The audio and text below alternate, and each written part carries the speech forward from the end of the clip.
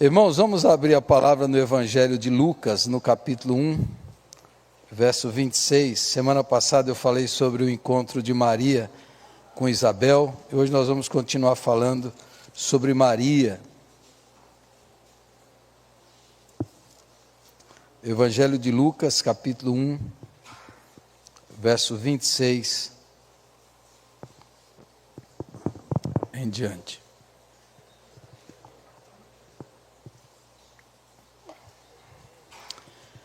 Diz assim a palavra do Senhor, Lucas 1, 26.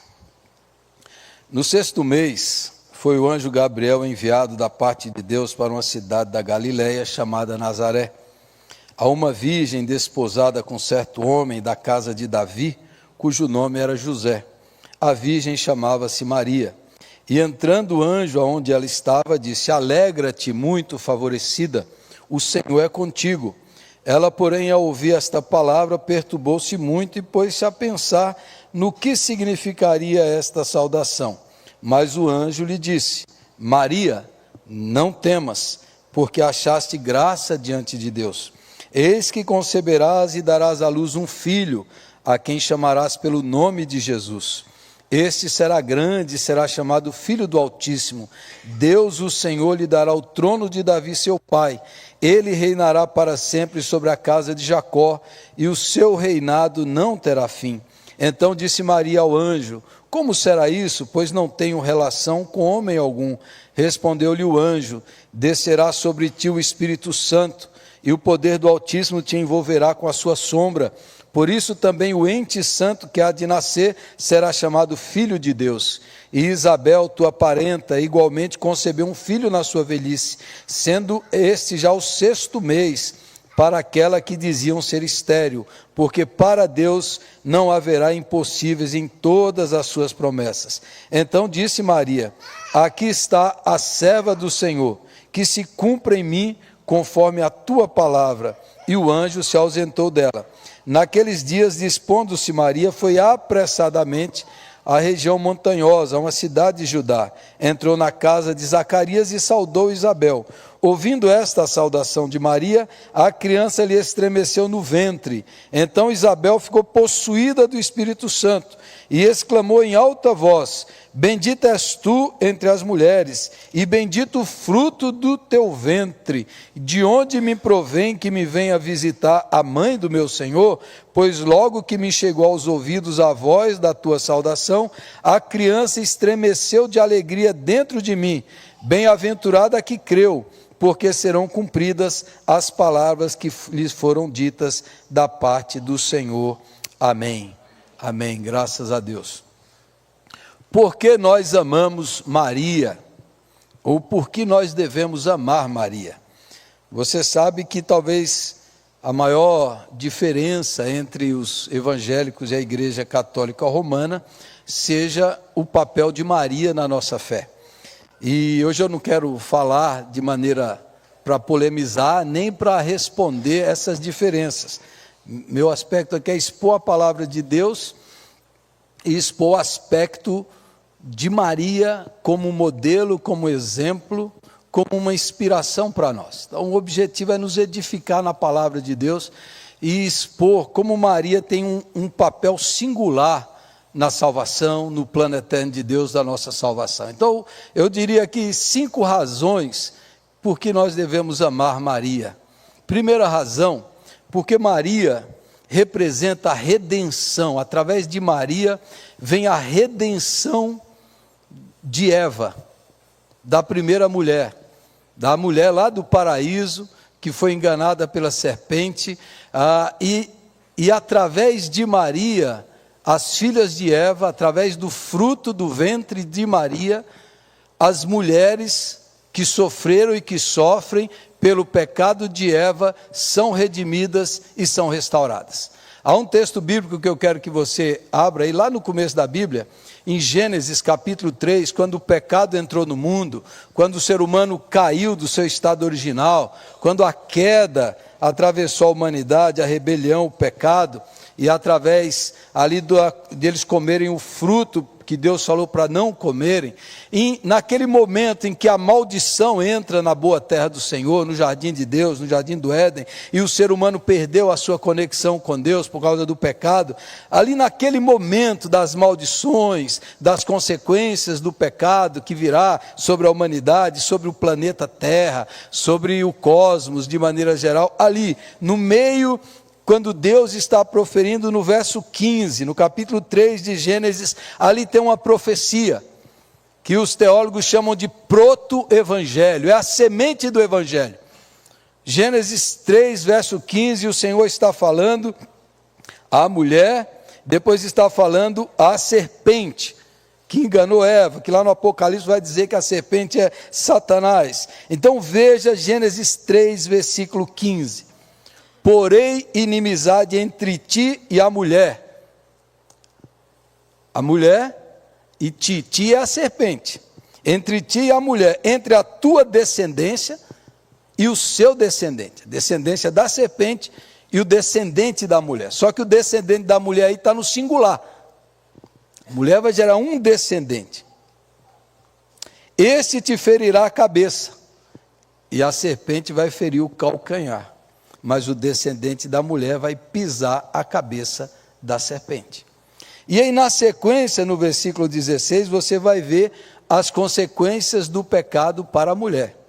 E a mulher disse: multiplicarei sobremodo os sofrimentos da tua gravidez, em meio às dores darás à luz filhos, e o teu desejo será para o teu marido, e ele te governará. Então a partir daí entrou as consequências do pecado, na vida da mulher, na vida do homem, no planeta Terra, entrou os espinhos, o desequilíbrio entrou ali. Mas no meio disso, Deus fez uma promessa. Vai nascer o descendente da mulher, que vai pisar e esmagar a cabeça da serpente. Descendente da mulher. Então, por causa de Eva, as mulheres sofreram muito. Os homens também, mas as mulheres sofreram muito. E muito do que acontece hoje é consequência daquele pecado, que Eva foi seduzida pela serpente, e o Adão também estava ali, mas o Adão ficou quieto, próprio do homem ficar calado, né? Em vez de falar, ele ficou quietão lá, e a mulher tem que assumir o negócio, aí a culpa ficou dela, mas ela tomou e deu para ele, e ele também comeu, os dois pecaram. E entrou o pecado no mundo, mas por causa disso a maldição entrou e as mulheres sofrem e têm sofrido por causa desse pecado. Agora a promessa é que o descendente da mulher iria esmagar a cabeça da serpente, que é o que Jesus fez. Então, através de Maria, e a Bíblia diz isso, o apóstolo Paulo diz que o pecado entrou no mundo por uma mulher, mas a salvação entrou no mundo por uma mulher. E se no pecado de Adão todos caíram, na salvação de Cristo nós somos redimidos. Por um pecado de um só, todos pecaram, mas pelo um ato de Jesus, todos podem ser salvos, à medida que creem nele, podem ser libertos, perdoados e redimidos dos seus pecados. Então Maria é maior do que Eva. Maria é a expressão feminina do cumprimento da promessa de Deus. Isso aqui foi no início do mundo. Foi no início do mundo, então Deus planejou redimir, resgatar as mulheres no seu plano original, na sua dignidade original. E Maria vai ser essa expressão feminina, que vai trazer a salvação ao mundo. E aí vai trazer de novo equilíbrio nas relações. Observe que no tempo de Maria, no tempo de Jesus, mulher é uma propriedade. Mulher é uma propriedade do homem, do pai ou do marido. A mulher faz parte das negociações, das trocas, dos dotes. A mulher é contada como objeto. A mulher perdeu completamente a sua dignidade, a sua posição humana. Mas quando Jesus vem, ele vai redimindo as mulheres. E antes dele nascer, o anjo fala com Maria: você é escolhida. E todo o ministério de Jesus é esse ministério que vai restaurando o papel original da mulher no reino de Deus, no plano eterno de Deus, no lugar que Deus preparou para as mulheres, e Maria se torna essa expressão da redenção. Então, quando as pessoas reivindicarem muito e criticarem, condenarem e colocarem as mulheres sempre abaixo do homem, nesse lugar inferiorizado por causa de Eva, lembre-se, Deus escolheu uma mulher para trazer a salvação ao mundo, e o descendente da mulher vai esmagar a serpente, Satanás, o diabo, o mal, a impiedade, a crueldade, a rebelião, do descendente da mulher, que é Maria. Então, Maria tem esse lugar, por isso que nós devemos amar Maria, e Maria tem esse lugar de destaque, esse lugar singular. É a mulher que vai gerar no seu ventre o Filho de Deus. Mulher que vai conceber sem a participação masculina, porque o Espírito Santo virá sobre ela de forma sobrenatural e miraculosa, e vai gerar dentro dela essa semente divina, e vai nascer o ente santo, sem pecado, o único Salvador, através dessa mulher. Por isso nós amamos Maria, por isso que nós a respeitamos, por isso que nós reconhecemos o seu lugar singular, único, na história da salvação. Nenhuma outra mulher, por isso que Isabel diz, bendita és tu entre as mulheres. Todas as mulheres você é a mais bendita, porque ela reverteu as maldições da queda, porque através dela veio a salvação, que agora em Cristo Jesus já não há nem homem nem mulher, nem rico nem pobre, nem escravo nem livre, nem judeu nem grego, agora em Cristo todos são um só, com a sua mesma dignidade inerente, que traz a imagem e semelhança de Deus e o resgate da imagem do Filho de Deus. Maria tem esse papel, amém? Segundo, Maria deve ser amada por causa da sua entrega e obediência a Deus. Ela deve ter em torno de 15 anos de idade, no máximo. Era período em que as meninas eram dadas em casamento em Israel nesse tempo. E o anjo aparece para Maria e diz assim: você vai ficar grávida sem homem nenhum. Você vai gerar o Filho de Deus, o ente santo. E a Maria, mas como é que vai isso acontecer? Não, o Espírito Santo vai vir sobre você, e você vai conceber, e a Maria ouve isso. No versículo 38 ela diz assim, voltando para Lucas 1, então disse Maria, aqui está a serva do Senhor, que se cumpra em mim conforme a tua palavra. E o anjo se ausentou dela. Imagine um anjo do Senhor aparecendo para uns dos nossos, para alguém, e falar assim, você vai ter uma missão especial. E a partir desse momento Maria vai se entregar à vontade de Deus e à promessa de Deus e à palavra de Deus, e vai aceitar e diz, aqui está a serva do Senhor. E a partir desse momento, a reputação de Maria vai ser manchada. Ela estava prometida a José, ou ela engravidou de José, que não é o caso, ou ela engravidou de algum outro, que nas leis bíblicas desse tempo, ela deveria ser apedrejada. Por que a gente vê aí nas histórias de Natal, o José vai fazer o recenseamento em Belém, uma viagem longa, e leva Maria, grávida, com ele? Por que não deixou em casa uma viagem dessa, difícil, perigosa, a mulher? Por que José leva? Porque Maria não podia ficar sozinha. Por que ela vai ficar com Isabel vários meses? Por causa da vizinhança, por causa do falatório. Lá em João capítulo 8, isso aqui é chocante, né? É chocante. Quando Jesus está no embate com os fariseus, um embate firme com os fariseus, e aí Jesus chama eles de filhos do diabo. Sabe por quê? Porque eles chamaram Jesus de filhos da prostituição. Você é filho da prostituição. Se você levar assim para o vulgar, Jesus foi chamado até disso. Até disso. A ofensa é a partir daí que Jesus fala, vocês são filhos do diabo. Estão ofendendo a honra da mãe de Jesus. A gente não tem noção do que ela sofreu, do que ela foi perseguida, do que ela foi difamada. Jesus já está adulto, e os fariseus ainda mencionam isso, porque ainda há dúvida sobre a sua filiação. E a Maria se entrega confiantemente. Está aqui, faça em mim a tua vontade, faça em mim a tua palavra, eis aqui a serva do Senhor. E observe isso, irmãos, a maioria das nossas entregas a Deus, das nossas consagrações, é só porque Deus vai me dar salvação, Deus vai me dar paz, Deus vai me dar alegria, Deus vai me dar, mas você já imaginou você se consagrar para você perder? Você vai perder seu sossego, você vai perder sua reputação, você vai perder sua tranquilidade, você vai sofrer depois quando Maria está lá no templo com o menino, Jesus, Simeão diz assim para Maria, diz assim, uma espada traspassará a tua alma. Fala para Maria, você vai sentir a dor, você vai sofrer, você vai padecer, e você vai encontrar lá, quando Jesus está na cruz, está lá as Marias, Maria Madalena, a outra Maria, mulher de Clopas, só Maria está lá aos pés da cruz, sofrendo com Jesus sendo crucificado. O único homem, João está lá junto com as Marias, mas é o sofrimento, é a espada na alma, é isso, mas ela se entregou, ela se consagrou, falou, faça em mim a tua vontade.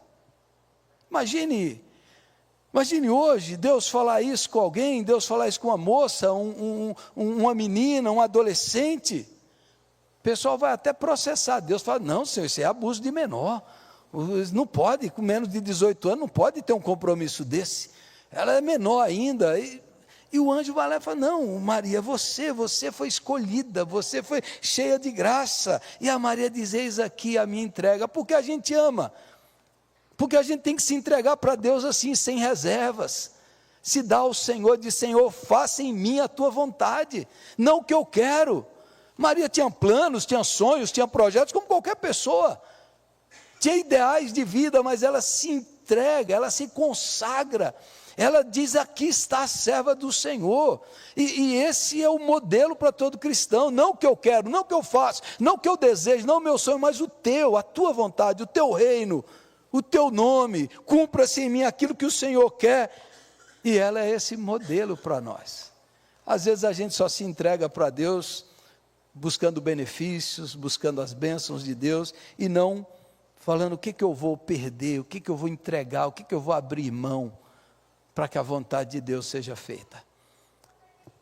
Esse é o exemplo. Vai lançar um filme essa semana, que é um dos meus heróis aí, entre aspas, né, da história da igreja, a história de um alemão lá, chamado Dietrich Bonhoeffer, um teólogo, e o filme dele vai ser lançado essa semana, mais um filme sobre ele, né, e é um desses homens assim, que hoje é um herói na Alemanha, né, é um herói no mundo, porque lá por volta dos anos 30, do século passado, 1930, quando Hitler assumiu o governo da Alemanha, e todo mundo está incensando e adorando Hitler, o Dietrich Bonhoeffer percebeu que aquele homem não era de Deus. E quando chegou o tempo que as igrejas tinham que jurar lealdade ao Hitler, ele falou, não. E ele começou a pregar contra. É muito interessante, porque ele estava noivo, ele era jovem ainda, ele queria se casar, e quando você lê a história, lê as cartas de amor que ele escrevia, as cartas da sua noiva, e você imagina a casa onde ele vai morar, um homem de uma classe alta, com um futuro promissor, e você lê a história, e você entra na história da pessoa, você torce para que ela seja feliz. Quando eu li a biografia dele, uma mega biografia, você fica torcendo, não, ele precisa casar, ele precisa ser feliz, a mulher está sonhando, e está tudo isso, e aí, depois dele se separar da igreja oficial, e começa o movimento da igreja confessante, os seus amigos pegam ele, e falam assim, você precisa ir para os Estados Unidos, lá dos Estados Unidos, você luta contra o nazismo, e aí quando isso passar, você volta. E ele vai para os Estados Unidos. E ele está lá nos Estados Unidos, mas quando ele chega lá, ele não tem um minuto de paz. Ele não tem um minuto de paz. Ele fala assim, como é que depois eu vou voltar para reconstruir o meu país, sendo que eu não sofri com o meu povo? E aí ele fica desesperado para voltar. E você, com essa consciência do conforto, eu lendo assim, fica aí mesmo, cara. Eu já sei, você vai para um campo de concentração. Eles vão enforcar você. Você tem um futuro, você vai escrever livros, você é um cara genial, você é o teólogo.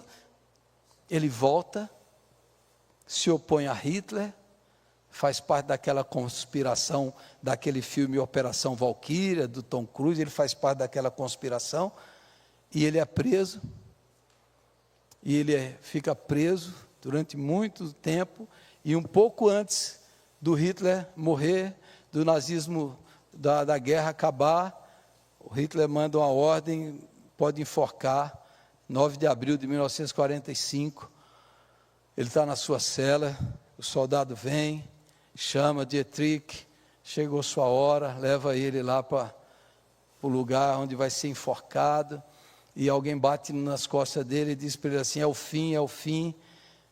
Ele diz, não, é apenas o começo da verdadeira vida. Aos 39 anos, ele é enforcado, porque ele se entregou à vontade de Deus. Ele se entregou à vontade de Deus. Se você quiser ler uma história fascinante, não sei como será o filme, mas leia a história de Dietrich Bonhoeffer, leia as suas cartas, leia os livros que ele escreveu na prisão, leia Discipulado, que ele escreveu na prisão. É alguém que se entregou à vontade de Deus, que salvou a reputação da igreja evangélica da Alemanha, que salvou a reputação, a consciência moral de uma nação, e que ratificou os seus escritos, quando fala de discipulado, com o seu sangue, com a sua vida. E são esses testemunhos que permanecem para sempre. Não é o que eu ganhei por Jesus, é o que eu estou disposto a perder por Jesus. O testemunho de Paulo em Filipenses 3, eu tinha tudo, mas por causa de Cristo eu perdi todas as coisas e estou felizão, por causa da sublimidade do conhecimento de Cristo. Maria perdeu, José vai perder, eles vão perder, vai ter que fugir. Quando o menino nasce, eles são refugiados, imigrantes, saem de Israel e vão morar no Egito. É um refugiado, foge para o Egito, e ele foge, vai ser perseguido de morte. O homem mais poderoso, o Herodes, quer matar o menino, tem que fugir. Ele está fugindo. Mas Maria se entregou à vontade de Deus. A questão não é quanto eu ganho, a questão é quanto eu estou disposto a perder por amor a Jesus. Maria perdeu tudo e ganhou tudo para a glória de Deus. Terceiro lugar, nós amamos Maria por causa da sua humanidade.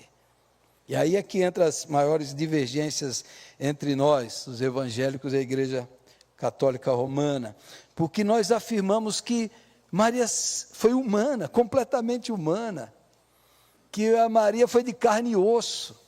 E às vezes quando a gente usa esse recurso, e as igrejas evangélicas também usam esse recurso de colocar o São na frente de alguém, é São isso, São José, é São Paulo, São Pedro, psicologicamente, na nossa mente cria a ideia de que essa pessoa é diferente, ela é feita de outro material, ela não é de carne e osso, ela não é humana. Quando a gente coloca isso daí, aí você acha que essa pessoa é diferente da gente. E é de carne e osso. A Maria é humana, é uma menina, é um adolescente, é uma jovem, é uma pessoa com sonhos pela frente, mas ela se entrega e obedece e expressa a sua humanidade. Então em Lucas capítulo 2, verso 19, veja lá Lucas 2, verso 19,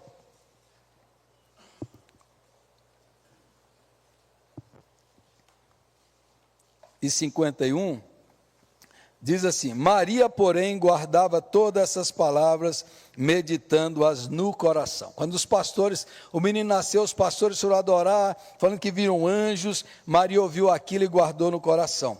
Quando Jesus tinha 12 anos, e eles perderam o menino, e o menino ficou em Jerusalém, eles voltaram, depois teve que voltar e acharam Jesus lá no meio do templo, conversando com os doutores, debatendo com os doutores, e Jesus disse: por que vocês estão me procurando? Vocês não sabem que eu devia estar na casa do meu pai? Jesus fala isso, aí o versículo 50 de Lucas Lucas 2, não compreenderam, porém, as palavras que lhes dissera.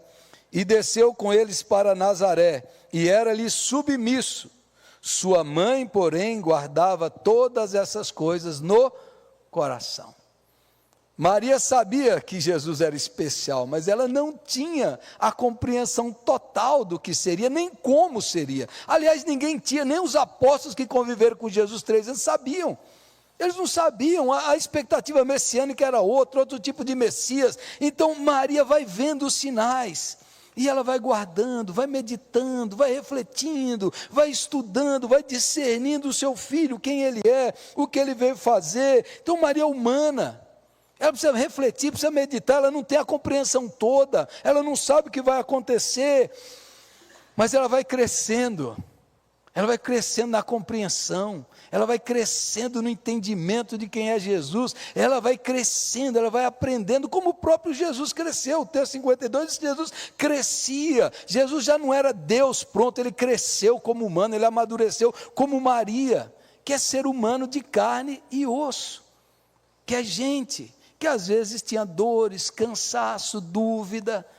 Lá em Marcos 3 diz que a mãe e os irmãos de Jesus vieram buscá-lo, porque achavam que ele estava fora de si. Teve um momento que Jesus estava fazendo, que eles falaram assim, será que Jesus está certo? Será que ele não está passando dos limites? Será? E eles ficaram em dúvida, porque ela é humana, porque ela é de carne e osso, porque ela é gente. E Maria expressa a sua humanidade na necessidade que ela tem de um marido, de um homem, de José. É o casal perfeito da Bíblia, José e Maria. Aí eu convido você para ir lá para Mateus capítulo 1, verso 19. Mateus 1, 19. Abra lá a sua Bíblia. Acompanhe comigo esse estudo bíblico. Ora, o nascimento de Jesus Cristo foi assim: estando Maria, sua mãe, desposada com José, prometida em casamento a José, sem que tivessem antes coabitado, achou-se grávida pelo Espírito Santo. Mas José, seu esposo, sendo justo e não a querendo infamar, não querendo que Maria fosse infamada, falou, ela deve estar amando outra pessoa, eu vou romper o contrato de casamento secretamente para deixar Maria livre para casar com outro. Eu vou protegê-la, proteger a sua honra, proteger a sua integridade física. Resolveu deixá-la secretamente. Enquanto ponderava essas coisas, eis que lhe apareceu em sonho um anjo do Senhor, dizendo, José, filho de Davi, não temas receber Maria, tua mulher, porque o que nela foi gerado é do Espírito Santo. Ela dará à luz um filho e lhe porás o nome de Jesus, porque ele salvará o seu povo dos pecados deles. Ora, tudo isso aconteceu para que se cumprisse o que fora dito pelo Senhor por intermédio do profeta. Eis que a virgem conceberá e dará à luz um filho, e ele será chamado pelo nome de Emanuel, que quer dizer Deus conosco. Despertado José do sono, fez como lhe ordenara o anjo do Senhor e recebeu sua mulher. Contudo, não a conheceu enquanto ela não deu à luz um filho, a quem pôs o nome de Jesus. O movimento feminista às vezes exagera e diz assim, a liberação, a emancipação feminina, porque a gente não precisa do homem para nada. Não, Maria precisa. Ela precisa de um marido. Mesmo tendo concebido por obra do Espírito Santo, ela precisa de um homem que vai protegê-la, que vai honrá-la, que vai defendê-la, que vai servir do protetor para ela e para a criança. Ela precisa de José. E José recebeu a visita dos anjos em sonho, sabe quantas vezes? 4. Quando Herodes quer matar o menino, o anjo fala com José em sonho, foge para o Egito, e ele foge. Quando Herodes volta, ele volta. Quando não fica aí, vai para lá, ele vai. José é o protetor, é o provedor, é esse que vai defender a honra de Maria, que paga, que leva o dano. Ele se sente traído, ele não sabe o que aconteceu, mas ele diz, eu vou levar isso. Esse é o pai que expressa o caráter do Pai, que é Deus. Esse é o pai que Deus escolheu para ser o pai adotivo do seu filho. Esse é o homem que vai ter o privilégio de toda manhã orar e falar com Deus e falar: Deus, meu Senhor, o que nós vamos ensinar para o nosso filho hoje? José é esse homem, esse modelo de homem, de pai, essa expressão da família sagrada, do que uma família deve ser, de que uma mulher deve ser, de que um homem deve ser. Esses são os papéis expressos na Bíblia. E José é esse homem que ouve a Deus e obedece, sem titubear, sem duvidar, sem reclamar, sem murmurar. Ele ouve a Deus, crê, e ele se coloca na frente. É o que morre pela mulher, é o que se coloca na frente para protegê-la, para não difamá-la, para cuidar dela. É o que está faltando. O resgate da masculinidade não é homens violentos, são homens protetores, que protegem as suas esposas, protegem os seus filhos, protegem os vulneráveis, que se dedicam, que se entregam. E a Maria vai precisar disso, e Deus promove esse homem para esse lugar e coloca José lá. José é um modelo da masculinidade perfeita. Ele só não é perfeito em tudo porque você não encontra uma palavra de José na Bíblia, né? O homem não gosta de conversar, né? Você só ouve José obedecendo. Você não vê uma palavra de José. Ele só está defendendo, ele só está guardando a criança, protegendo o bebê. Ele vai para o Egito, foge, ele cuida, ele guarda, ele defende. Maria é essa mulher que é amada, mas que depende, que precisa, que necessita. As mulheres precisam de homens assim.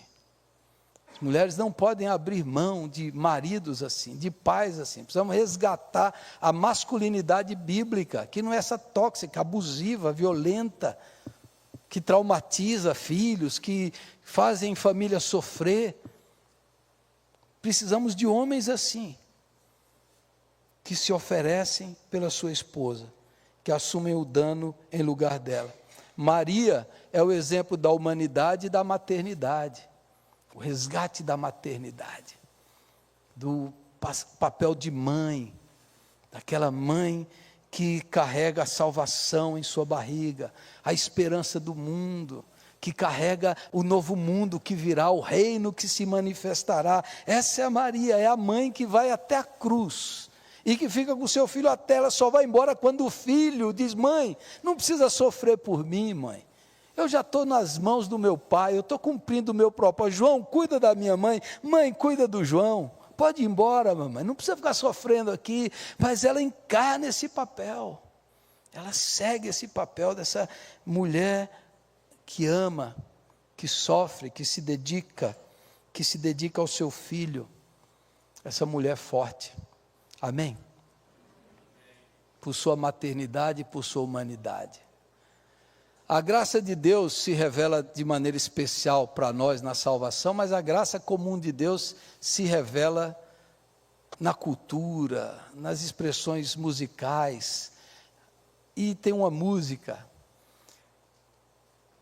que o Milton Nascimento fez, que eu gosto muito. Eu estava ouvindo hoje à tarde. Maria, Maria é um dom, uma certa magia, uma força que nos alerta, uma mulher que merece viver e amar. Mas é preciso ter força, é preciso ter gana, é preciso ter raça sempre. A mãe do Milton Nascimento, Maria do Carmo, empregada doméstica, ficou doente, teve que dar ele, morreu, e ele foi dado para adoção. E uma outra mulher cuidou, sustentou, alimentou, foi a mãe do Milton Nascimento. Depois ele, o Fernando Brant, conheceu uma mulher com 3 filhos pequenos, morando na periferia, na pobreza. E ele viu essa mulher e diz assim: que força é essa? Que estranha mania é essa de ter fé na vida? Que força dessa mãe, que força dessa mulher? E ele compôs essa música que eu acho que é um hino para a mulher brasileira. É a expressão da graça comum, inclusive jovens, adolescentes e velhos aqui também. Não é pecado ouvir música que não é de crente, certo? Mas tem que ouvir música boa. Você tem que ouvir música boa. Sabe ensinar os meninos aqui música popular brasileira, interpretar a letra. compreender a letra, enxergar a graça comum de Deus nas composições. A música popular brasileira é a melhor música do mundo. Os maiores compositores, os melhores compositores são brasileiros. O Milton Nascimento fora do Brasil é quase que um deus. E a gente mesmo despreza a música popular brasileira. Parênteses. A nossa irmã Solange esse dia ficou triste, porque ela descobriu que a maioria dos nossos cânticos são versões das músicas americanas. A maioria, quase toda que a gente canta aqui, lindos, maravilhosos, mas tudo lá da Bethel, da Hillsong, dessas músicas, aí tudo de lá. Ela falou, fiquei triste.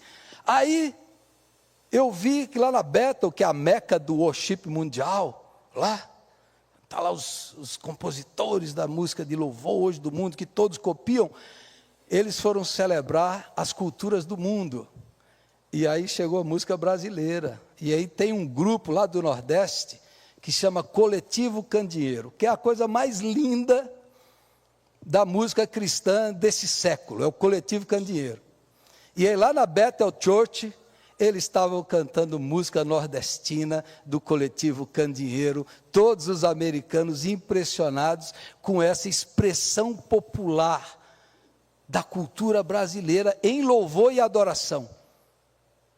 E aí, se você gosta de música, você está interessado, vai lá, pesquise Coletivo Candeeiro, que é um coletivo que está resgatando a brasilidade. É tudo gente muito inteligente, muito músico, muito crente, que casa.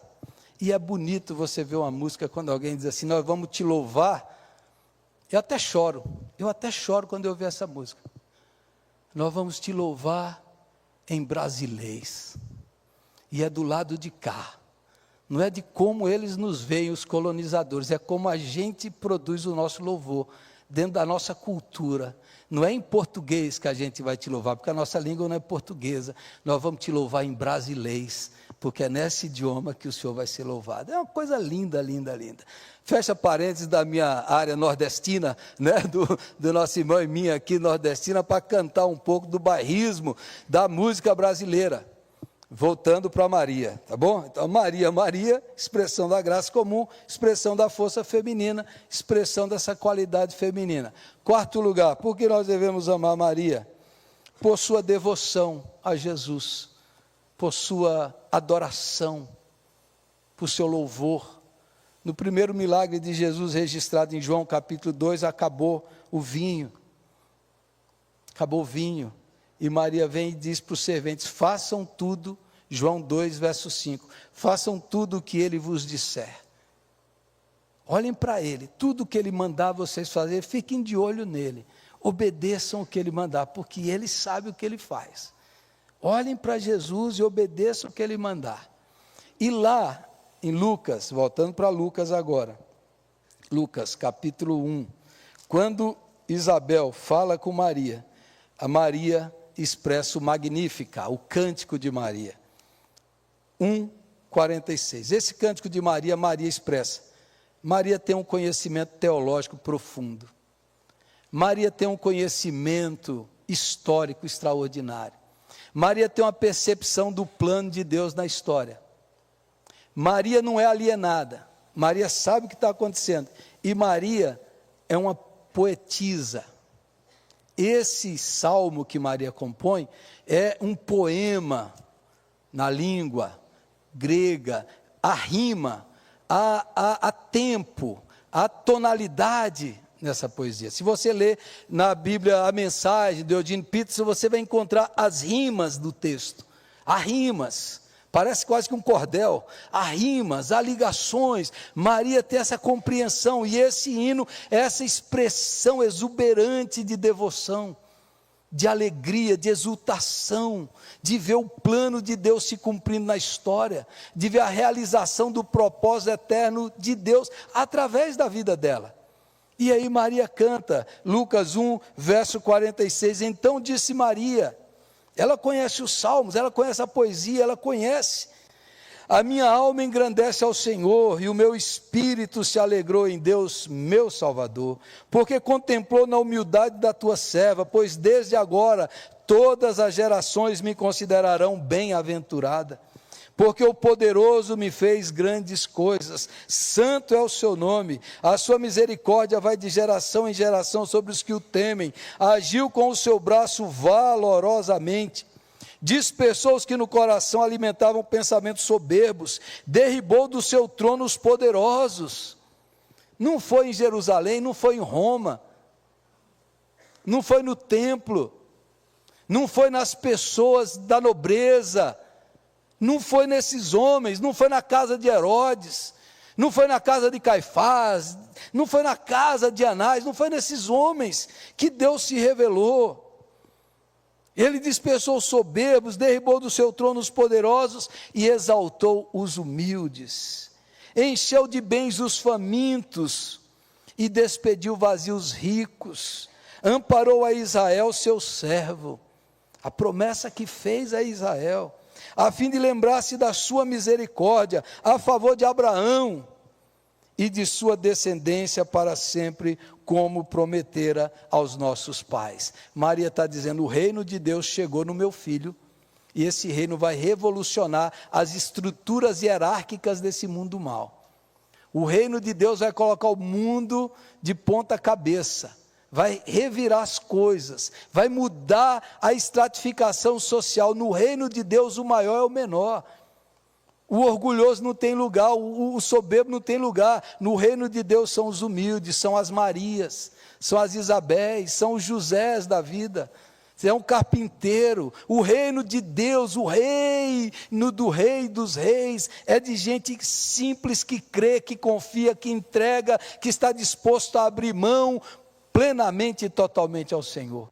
Esse é o Deus de Maria, esse é o Deus que ela exulta, que ela é tomada de alegria, de júbilo, de gratidão em louvor e adoração ao nosso Deus. Quanto tempo faz que você não fica maravilhado, alumbrado com a glória de Deus, com o amor de Deus, com o reino de Deus, com o Deus que faz novas todas as coisas? Maria fica maravilhada com o advento, com o nascimento do Messias, com a manjedoura, com a cruz, com a esperança, com as promessas que se cumprem. Passaram milhares de anos, mas a promessa se cumpriu. Deus cumpre a sua promessa, louvado seja Deus. Por último, nós amamos Maria porque todos nós somos chamados a viver e a ser como Maria. A missão de Maria é trazer Jesus ao mundo, é trazer Jesus, a revelação de Jesus ao mundo. E você e eu somos chamados a levar Jesus para as outras pessoas, levar Jesus para os seus parentes, mostrar Jesus para os seus filhos, para a sua esposa, para o seu marido, mostrar Jesus no seu ambiente de trabalho. Todos nós temos Jesus no coração, mas ele precisa ganhar ações concretas, atitudes, gestos, palavras, para que os outros vejam Cristo em nós. Todos nós, como Maria, somos chamados a mostrar esse plano eterno de Deus, esse plano amoroso, gracioso, generoso de nos dar o seu Filho para a nossa salvação. E como Maria, nós devemos nos colocar: Senhor, usa a minha vida para mostrar Jesus para os meus filhos, para mostrar Jesus para o meu pai, para o meu avô, para mostrar Jesus para meus vizinhos, meus colegas de trabalho. Senhor, eu sou chamado para revelar quem é Jesus, o que Jesus faz na nossa vida, em mim. E Maria faz isso com alegria, com exultação. Maria faz isso com gratidão, como um privilégio. Ela não faz isso reclamando, ela não faz: olha o que eu sofri. Não, ela está sempre no lucro. Ela foi escolhida, ela foi amada, Deus deu graça para ela, e ela recebe e diz assim: uau, que maravilha, olha o que Deus fez comigo. Nós somos chamados para dizer para o mundo: olha o que Jesus fez comigo, olha quem eu era, olha o que eu sou agora, olha o que Deus fez na minha vida, olha a transformação que Jesus operou. Levar Jesus para esse mundo mal, revelar o amor de Deus em Cristo Jesus. Nós devemos seguir os passos de Maria e mostrar Jesus lá na sua casa. Você que é mãe, você que é esposa, você que é marido, você que é pai, você que é filho, você que é tio, nessas festas de fim de ano, mostre Jesus, revele Jesus, convide Jesus, expresse Jesus no seu lar, na sua casa, revele o Cristo vivo nos seus relacionamentos. Nós amamos Maria por causa disso. Louvado seja Deus por a vida dessa mulher. Louvado seja Deus. Amém? Vamos ficar em pé e vamos orar.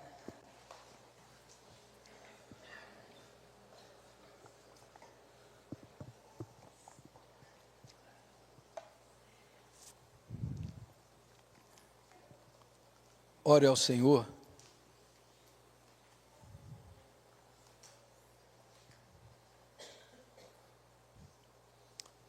E fale para Deus.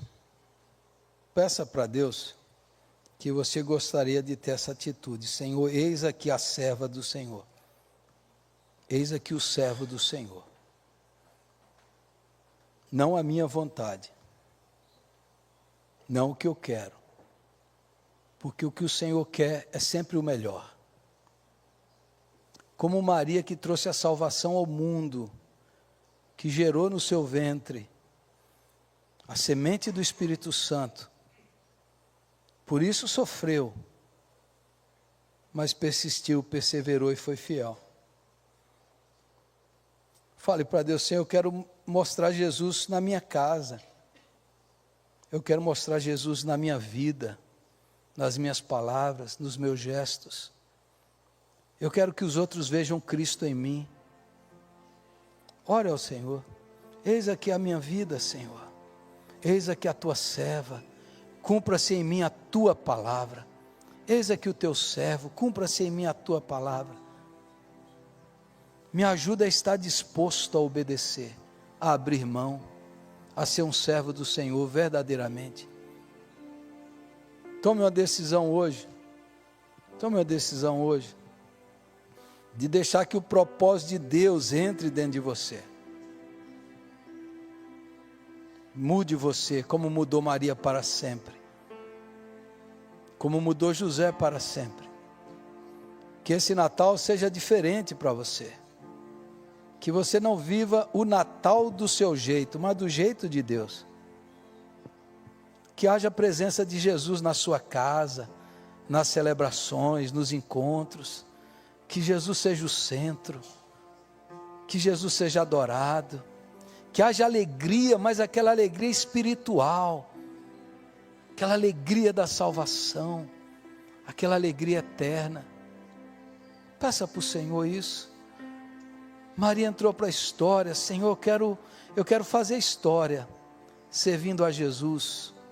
Sim, meu Deus, louvado seja o teu nome, pela vida da tua serva Maria, pela vida de José, que foram usados para trazer a salvação, teu filho bendito, o nosso Salvador e o nosso Senhor. Senhor, nessa noite queremos pedir que o Senhor nos ajude a ter essa mesma disposição, de entregar a nossa vida, de abrir mão, de aceitar às vezes o sofrimento, a perseguição, por amor do teu nome e para o cumprimento das tuas promessas. Senhor, nos ajude a crer e obedecer, nos ajude a nos entregar, nos ajude a nos alegrar, Senhor, na realização dos teus planos, que nós possamos abrir mão dos nossos projetos, dos nossos sonhos, e dizer, faça-se a tua vontade, Senhor. Eis aqui o teu servo, eis aqui a tua serva, eis aqui o meu corpo, eis aqui a minha vida, cumpra-se em mim de acordo com a tua palavra. Senhor, aquilo significou a salvação para o mundo, pode significar salvação para a família, bênção aqui, Senhor, quando a gente se dispor a obedecer. Ajuda-nos a fazer isso, ajuda cada um aqui, Senhor, a confiar, descansar e se entregar ao Senhor e crer que o Senhor vai cuidar de nós, que a tua vontade é boa, perfeita e agradável, que a gente não precisa ficar com medo, que a gente não precisa duvidar dos teus planos, que não haverá impossíveis para Deus em todas as suas promessas, que Deus é fiel, que Deus não nos deixa nem nos abandona, que Maria provou a fidelidade, a bondade e a graça do Senhor, que o Senhor esteve com ela todos os dias. Que o Senhor ajude-nos também, ó Deus, a confiar, a crer, a se entregar e a descansar nas tuas promessas. Livra-nos, ó Deus, de temer o teu propósito e a tua vontade. Pelo contrário, que a gente saiba que a tua vontade é sempre boa e perfeita, e que a gente se entregue sem reclamação, sem murmuração, mas com gratidão e com alegria no coração. Faça isso, Senhor, nessa noite, em nome de Jesus, para a glória de Deus. Amém.